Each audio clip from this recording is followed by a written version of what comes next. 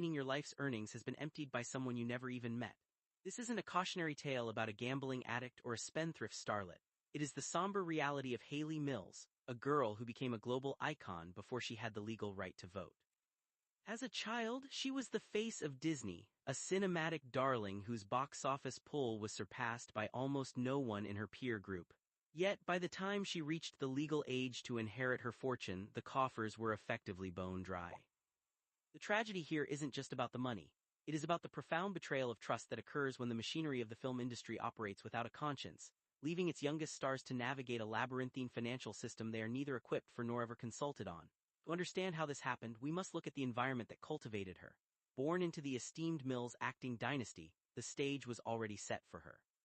However, her entry into the limelight was serendipitous, a moment of director intuition that saw her cast in Tiger Bay. It was raw talent that captured the screen, not nepotism or a calculated PR campaign. Disney, always on the hunt for the next profitable archetype, immediately recognized that she possessed a rare magnetic quality, a blend of vulnerability and sharp, intuitive intelligence. They snatched her up, and the momentum became unstoppable. She was the perfect vessel for their brand, and for a while it seemed as if she could do no wrong. But this period of rapid success was also the period where the architecture of her future loss was being painstakingly constructed by adults who claimed to have her best interests at heart. As she moved from success to success, landing the iconic role in Pollyanna, she was essentially living in a bubble. She provided the emotional heavy lifting, delivering performances that required far more maturity than her actual age suggested, yet she was sequestered from the actual mechanics of her own success. The studio machine was relentless, constantly churning out projects to maximize her brand potential. The Parent Trap was the pinnacle of this, a technical and performance masterpiece that required her to act against herself, yet behind the cameras, her life was being curated by a system that she could not question. Contracts were signed on her behalf, and the massive influx of cash was redirected into trusts. To a child, this sounds like security. To the lawyers and advisors managing the accounts, it was a complex puzzle of tax liabilities and long-term asset management that they were effectively shielding her from. The misconception that she was wealthy was built on years of box office dominance. In Search of the Castaways and That Darn Cat weren't just movies, they were cash-generating engines. As she worked, she was told that her future was being solidified, that every day on set was an investment in her adult security.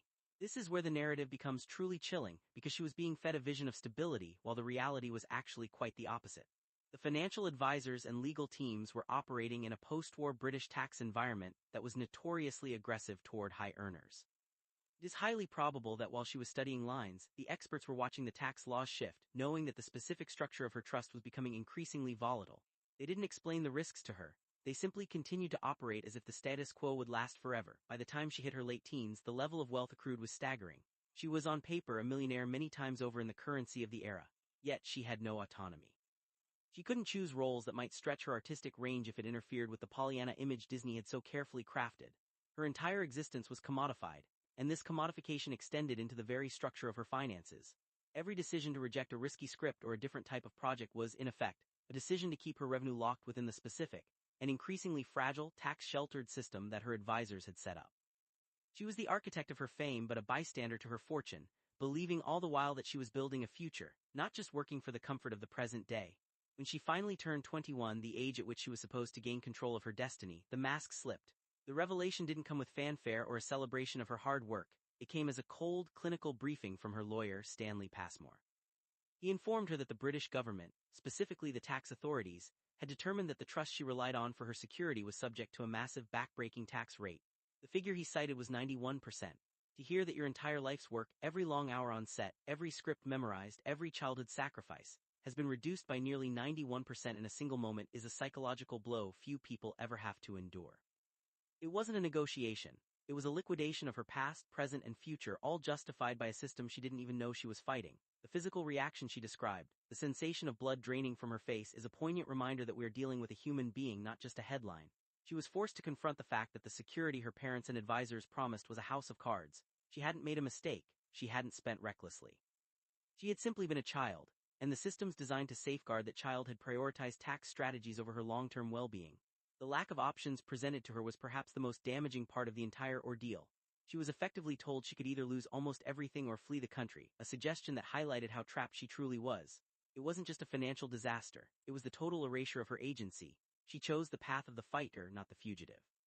The decision to legally challenge the tax authorities was an act of profound courage, especially given her age and the sheer weight of the bureaucracy she was up against.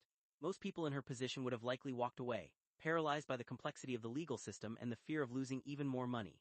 She sought to challenge the fundamental premise of the tax, arguing that she had already paid her dues on the income, and that this secondary retroactive taxation was an injustice. It was a brave stance, and for a fleeting moment it actually seemed like it might succeed. The legal system, often a cold, unfeeling entity, appeared to offer her a lifeline when Lord Denning acknowledged the absurdity of her situation. For a period there was hope. When that initial ruling came down in her favor, it felt like a vindication. It wasn't just about the money anymore. It was about the idea that an individual could stand up to a massive, faceless government system and win. It suggested that there was, indeed, a sense of justice in the world. She finally felt like her hard work had been recognized as something of value that shouldn't be stripped away. This brief period of triumph gave her a sense of closure that she had been denied when the news of the tax first broke. She felt that the years of labor were not in vain, and that she could finally transition into adulthood with the foundation she had actually earned. But then the floor fell out. The decision was appealed and the case moved upward into the highest echelons of the British legal system, the House of Lords. In that sterile environment, the nuances of her personal situation were lost. The law was applied with a rigid, detached precision that didn't care about the fact that she was a young woman who had been managed by others. The reversal was total. The initial victory was erased and the 91% tax was reinstated. It was a devastating final blow that confirmed what she had feared all along. The system wasn't interested in justice. It was interested in its own self-perpetuating rules. The fortune was gone, and with it, the childhood she had traded for it. The aftermath of this collapse was not just about poverty. It was about the psychological trauma of what could have been. She had lived a life of high expectations, surrounded by professionals who were supposed to protect her interests, and she ended up with almost nothing. The most difficult aspect to process was that she had never truly held the money. It was an abstract concept, a figure on a statement, a promise from an advisor, that vanished before she could ever use it to build her own life. This is the tragic core of the child star phenomenon. The labor is very real, the fame is very real, but the rewards are often just illusions managed by a cast of characters who aren't there when the curtain falls. Transitioning from this point, one might expect her to harbor immense bitterness or resentment. It would have been easy to blame her father, the studio heads, or her lawyers for their role in the disaster. Yet, the path she chose was radically different. She didn't lash out in public or become a symbol of victimhood. She realized that holding on to the resentment would only anchor her to the very system that had stripped her bare. She moved forward with a quiet determination to redefine herself on her own terms.